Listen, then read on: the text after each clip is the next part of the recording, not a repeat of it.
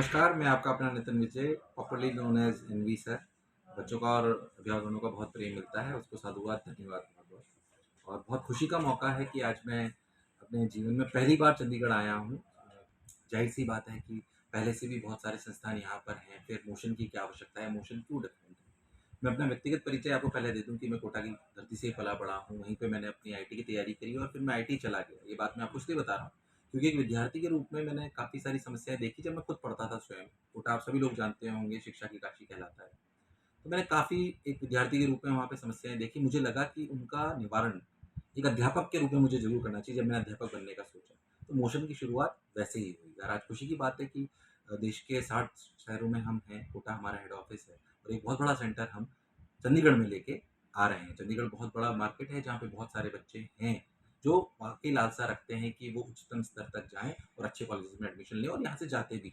मुझे लगता है पर यहाँ पे भी कुछ बच्चे ऐसे हैं जो मेरी तरह मैंने क्यों बोला कि शायद हम कई बार संस्थान सिर्फ इस बात पे फ़ोकस करते हैं कि 1 टू 10 कहाँ से आई, 1 टू 100 कहाँ से आई। मोशन से भी वो हर साल आती है, 1 टू 100 में हमारी 5 से 6 रैंक रहती हैं, आप अगर हमारे पिछले कई सालों के रिज़ल्ट्स को देखेंगे। पर मेरा व्यक्तिगत मानना ऐसा है कि वो रिज़ल्ट लाने से ज़्यादा ये महत्वपूर्ण है कि मैक्सिमम बच्चे जो क्लास में बैठे हुए हैं, वो सेलेक्ट होने चाहिए। इसलिए मोशन की विचारधारा ये है कि हम फ़ोकस करते हैं परसेंटेज सिलेक्शन, जो हमारी यूएसपी है। टॉपर्स ही नहीं सिर्फ उन बच्चों पे भी फोकस करा जाए जो पढ़ने में ठीक-ठाक हो पर पढ़ना चाहते हो। ज़ाहिर-सी बात है मैं इस बात से रूबरू आपको रखना चाहता हूँ और इस बात को मैं मानता भी हूँ कि हम उस बच्चे को सेलेक्ट नहीं करा सकते जो पढ़ना ही नहीं चाहता है। बच्चे को पढ़ना पड़ेगा। हमारे पास कोई जादू की छड़ी नहीं है। पर जो बच्चा पढ़ना चाहता है, जो हो सकता है कि टॉपर ना हो, स्कूल में टॉपर ना हो, नॉर्मल बच्चा हो, पर क्या वो भी सेलेक्ट हो सकता है? हाँ, हो सकता है। इसलिए मोशन परसेंटेज सिलेक्शन में बहुत फोकस करता है।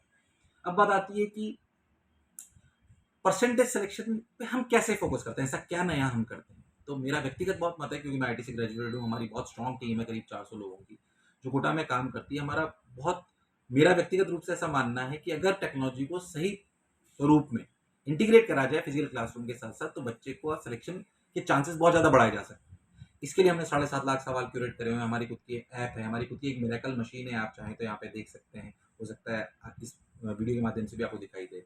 वो मशीन में मशीन लर्निंग लगी हुई है, एआई लगी हुई है, तो बच्चों की कमियों के हिसाब से उसे होमवर्क मिलता है। जिस टॉपिक में, सब टॉपिक में वो वीक है, उसको निकाल के देता है। ये सुनने में शायद इतना आसान लग रहा है, पर आप सोचिए कि आपका बच्चा स्कूल जाए या कोचिंग जाए और उसके पास एक मशीन हो एटीएम की तरह, जिस पे वो बटन दबाए, तो उसकी कमियों के अनुरूप उसको रोज़ होमवर्क मिले। कितनी बड़ी बात है।